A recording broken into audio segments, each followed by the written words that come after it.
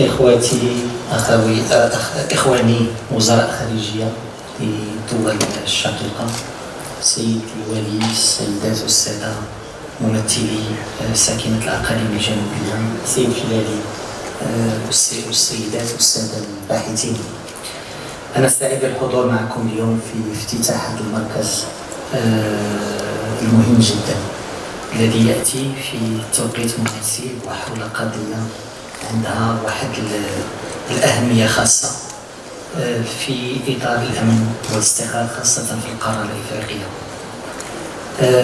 أكيد أنه كيجي في إطار واحد الدينامية اللي كتشهدها مدينة الداخلة كقطب اقتصادي، كقطب دبلوماسي، واليوم كذلك كقطب للبحث الأكاديمي حول القضايا المهمة. Excellences, Mesdames et Messieurs, je voudrais remercier toutes les personnalités, les autorités, les experts présents à cette conférence inaugurale du Centre international de recherche sur la prévention des enfants soldats. Je salue en particulier le professeur Filelli, ainsi que l'ensemble de ses collègues qui ont permis la création de ce centre. En accueillant le Centre international de recherche sur la prévention des enfants soldats, Dakhla est aujourd'hui le point de rencontre entre une urgence et un engagement international. Une urgence d'abord. La proportion d'enfants vivant dans les zones de conflit et qui risquent d'être recrutés et utilisés par des groupes armés a triplé, passant de moins de 5% en 90, quelques 100 millions, à plus de 14% en 2020, soit près de 340 millions d'enfants. Un engagement surtout, car la responsabilité incombe à la communauté internationale dans son ensemble, et l'on ne se soulignera jamais assez, le fléau des enfants soldats doit être éradiqué. Nous devons multiplier nos efforts collectifs pour en venir à bout. Excellences, Mesdames et Messieurs, la problématique des enfants soldats n'est ni marginale ni circonstancielle. Plus de 460 millions d'enfants vivent dans des zones de conflit en 2022. Aujourd'hui, les enfants prennent part à 75% des conflits en cours dans le monde. Et plus de 15% des enfants soldats sont des filles. Et contrairement aux idées reçues, ce phénomène n'est pas exclusif à l'Afrique. C'est là tout le sens du soutien marocain de l'initiative qui nous réunit aujourd'hui. Les recherches sur le sujet souffrent d'un biais de sélection. S'il convient de se féliciter au cours des 25 dernières années, 170 000 enfants ont été libérés de groupes armés, il n'en demeure pas moins que seul un nombre limité d'anciens enfants soldats ont été recensés dans un nombre limité de pays examinés. L'objectif du centre est donc de fournir des données précises, qualitatives et quantitatives, afin de formuler une action informée par la recherche académique. En soutenant cette initiative, le Maroc reste fidèle à sa conviction liée à l'importance de disposer de données fiables et de renforcer les capacités pour gérer les défis globaux. Le Maroc l'a fait en matière de migration avec l'établissement à Rabat de l'Observatoire africain des migrations.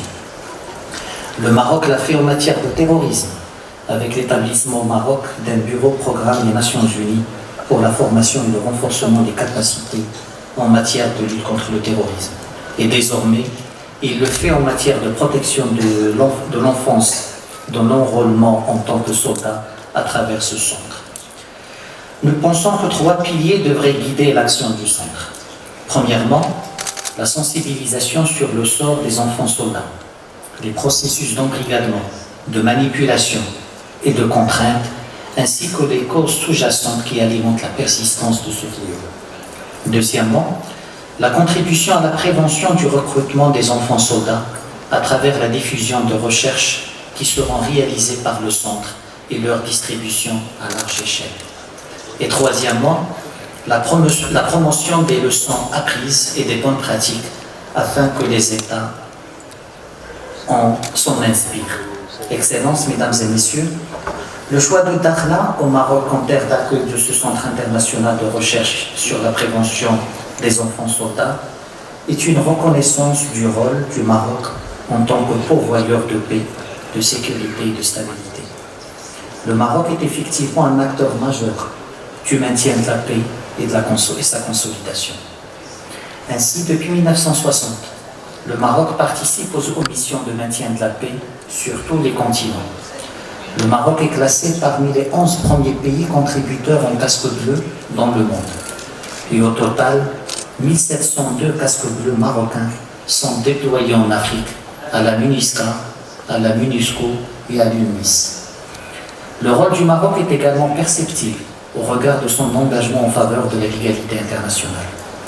Ainsi, le Royaume a ratifié le 22 mai 2002 le protocole facultatif à la Convention relative aux droits de l'enfant concernant les enfants soldats. Le gouvernement marocain, sur instruction de Sa Majesté le roi Mohammed VI, s'est engagé à mettre en application les dispositions de la Convention et celles du protocole facultatif et à assurer l'harmonisation de la législation marocaine avec leurs principes. Ces efforts d'harmonisation se sont traduits par de nombreuses réformes législatives en matière de justice juvénile, de code de travail, de code de la famille et de code de la nationalité. Sur tous ces terrains, l'intérêt supérieur de l'enfant, la non-discrimination, le droit à la vie, à la survie et au développement, ainsi que le respect de l'opinion de l'enfant sont des principes fondamentaux.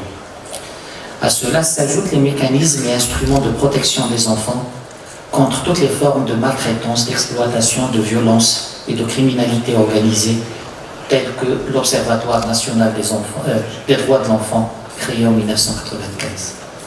Plus récemment, l'adoption par le Maroc en 2020 des principes de Vancouver sur le maintien de la paix et la prévention de recrutement et l'utilisation d'enfants soldats vient renforcer cet engagement. L'implication du Maroc est aussi motivée par l'imbrication des causes multiples et des conséquences nombreuses de ce phénomène. Le terrorisme, la radicalisation, l'exploitation, le trafic et la traite des êtres humains, les violences sexuelles ou encore l'insécurité alimentaire sont autant de facteurs qui privent les enfants de leurs plus belles années et de leurs droits les plus élémentaires. Car, comme l'a dit Sa Majesté le roi Mohammed VI en 2018, à l'occasion du lancement de la campagne des villes africaines sans enfants en situation de rue, et je cite, « La sauvegarde des enfants ne s'arrête pas aux atteintes à leur intégrité physique, morale et psychologique. Elle suppose la création des conditions d'un épanouissement économique, social et culturel. Protéger l'enfance, c'est non seulement la soustraire à la peur, mais c'est également la préserver du besoin. » Fin de citation. Excellences, Mesdames et Messieurs, notre action doit rompre le cercle vicieux de l'exploitation humaine qui entoure le phénomène des enfants soldats. À travers ce centre, le Maroc souhaite apporter sa pierre à l'édifice en contribuant au débat par la formulation des propositions concrètes suivantes. Ainsi, le Maroc préconise une politique du spectre complet à la faveur du continuum sécurité-développement, une coordination des efforts de la communauté internationale. Le Maroc défend une approche plurielle, à la fois globale et locale, académique, politique, théorique et pratique, alliant lutte et prévention.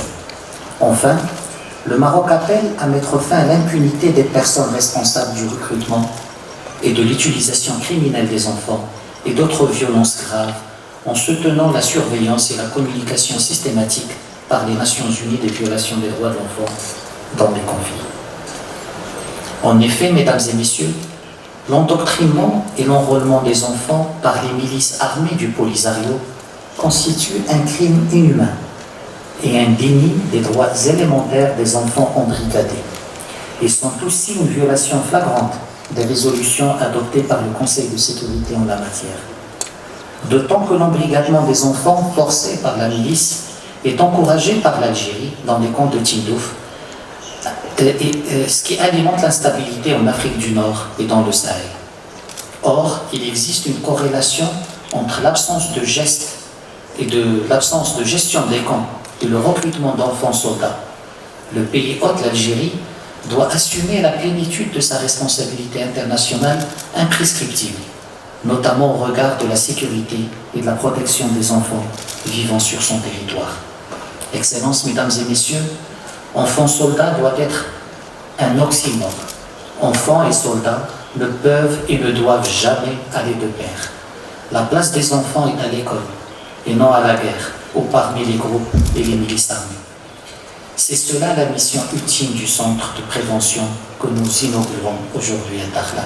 Je vous remercie.